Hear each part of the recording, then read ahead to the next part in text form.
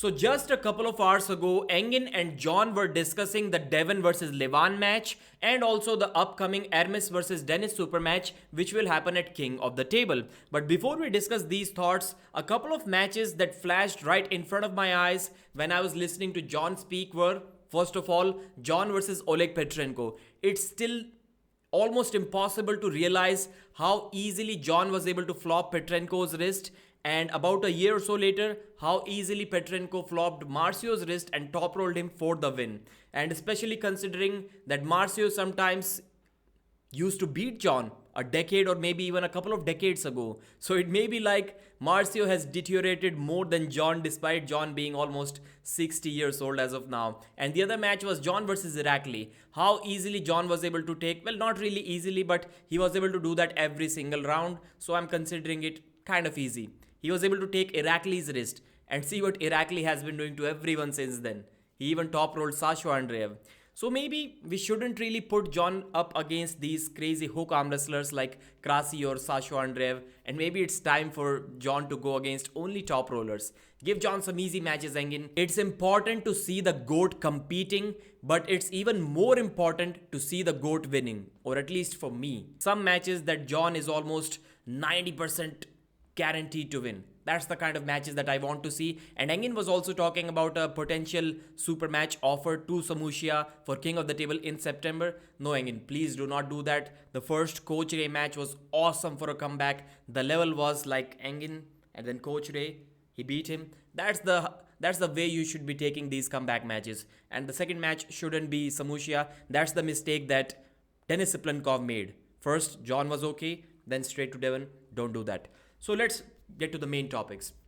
Both Engin and John kind of believed that Devon definitely had a chance after they saw the first round. Well, John was still kind of skeptical that maybe Levon is holding a little bit inside him. He didn't look too much troubled even when he hit the flop press.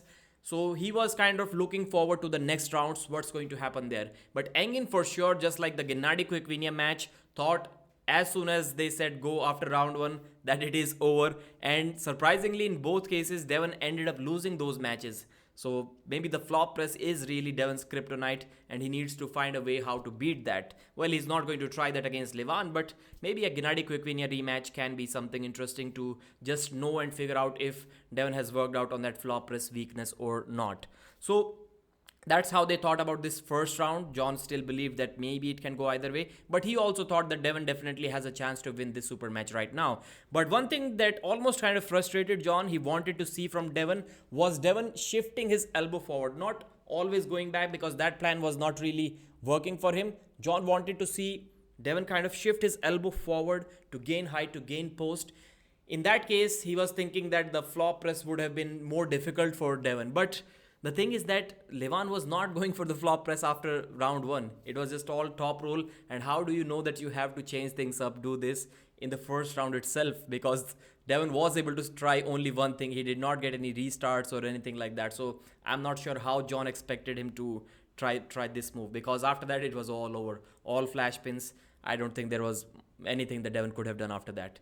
So Engin said about this match that he was not in any danger to lose. Well, actually, he was talking about the Denis Siplenkov match, but Levon's wrist was worked. This is something that he said that no one has been able to do to Levon, and that showed Devon's pronation, but the arm power was just not there to back it up. Then they later talked about the Hermes versus Dennis upcoming match, and John thought it's almost crazy to believe that, and so too Engin, that people are thinking that Hermes is going to destroy Dennis. According to both of them, the match is really close. It can go either way. It looked like Engin is slightly favoring Hermes, and John as of now may even be favoring Denis Siplenkov just slightly, but I think towards the match he will also change his prediction to Hermes Gasparini.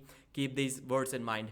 Engin said Devon didn't have any danger to lose that match, but Devon didn't beat Dennis easy. Of course, talking about the Denis Siplenkov match. Whenever he was going sideways, his wrist was bouncing every time he tried to press him. And that's saying that Devon has a higher leverage than Denis Siplenkov and especially Hermes Gasparini. So what happens if Hermes tries to go sideways? His wrist is also going to go back. And this is something that John agreed with.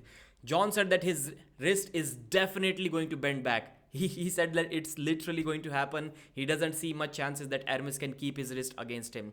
I think his wrist is going to fail. I don't think Hermes will have the hand control, the cup to really commit to try to cup Dennis to bring him under his hand. So John believes that he definitely has the back pressure and the side pressure, but Denis Siplenkov's hand size may be too uncomfortable for Hermes to just try to top roll him straight to the pad or go sideways. That can create some sort of difficulty. Well, Levon has a bigger hand than Denis Siplenkov, and I want to say it didn't bother Hermes too much, but clearly it did. He got his wrist taken. But Hermes did stop Levon like that. I think if Dennis wants to win this match, he has to take Gasparini's hand right in the center. If he does that in the losing side, if he loses his wrist, and then it may be over for him, because yes, Levon was not able to quite finish the match that way, but I think Denis Siplenkov will. So the way Hermes sometimes likes to go sideways right in the center, he's kind of too eager to jump into the flop press. If it happens against Dennis and it gets stopped, then it may be a problem for Hermes. But here he can press Denis Siplenkov down all day long. So this is how these legendary arm wrestlers are seeing this match happen. They definitely think that Hermes Gasparini may and he will lose his wrist to Dennis, but let's see how that works out. I, to be honest, do not believe that. I think Dennis is going to get destroyed. There will be a couple of side pressure hits, and if Hermes needs to switch to a press, the press will take maybe a maximum of 1 to 2 seconds. That's how I see this match going. So these were the highlights from that stream, and I'll make a live stream about the recent Arm Havoc event in which Coach Ray won his left and right-handed matches, left hand against Hoffman and right hand against the referee. So the commentator versus the referee, Hristo Delijakov. Great comeback, amazing match, 3-2 victory for Coach Ray. He's beating these WAF podium finishers now, so he is on a different level. And great comeback win. And Yanis Omolins also won a match. I think his match was against Hoffman, and Coach Ray won against Mendert Nenches on the left arm. He literally tore his pectoral muscle. We'll discuss that in a live stream. Thanks for watching. Like the video and subscribe.